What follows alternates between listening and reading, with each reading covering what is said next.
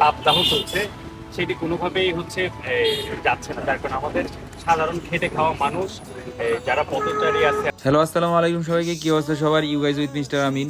শীতল হোক সব উষ্ণ হৃদয়, এই স্লোগানকে সামনে রেখেই আমাদের ইয়ত এক্সপ্রেস বাংলাদেশের পক্ষ থেকে মূলত আজকের এই আয়োজন। আজ আমরা শ্রমিক, পথচারী ও সাধারণ জনগণের মাঝে বিশুদ্ধ পানি, স্বাস্থ্যসম্মত শরবত ও কাবাস স্যালাইন বিতরণের কার্যক্রম করেছি। ইনশাল্লাহ আমাদের এই কার্যক্রম অব্যাহত থাকবে। আর এদিকে রাকিব ভাইকে ধন্যবাদ না দিলেই নয়, তার উদ্যোগে মূলত আজকের এই আয়োজন।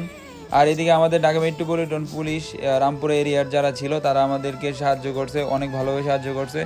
আর আমাদের এই পুরো আয়োজনটা কাভারেজ করছিল ইন্ডিপেন্ডেন্ট নিউজ, তাদেরকেও ধন্যবাদ দিতে হবে। আর আজকে একটা জিনিস দেখলাম যে মানুষ এই গরমের মধ্যে কতটুকু কষ্ট করে। আমরা চেষ্টা করছিলাম 600-650 মানুষদেরকে মানে খাবার পানি, স্যালাইন এবং শরবত বিতরণ করার জন্য।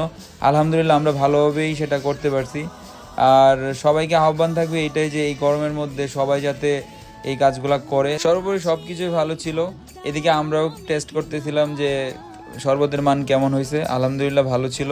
আবারও ইন্ডিপেন্ডেন্ট নিউজকে ধন্যবাদ আমাদের এই কার্যক্রম জনসাধারণের মাঝে তুলে ধরার জন্য। তাপদাহ চলছে, সেটি কোনোভাবেই হচ্ছে যাচ্ছে না। যার কারণে আমাদের সাধারণ খেটে খাওয়া মানুষ যারা পথচারী আছে এবং ট্রাফিক পুলিশ আছে যারা।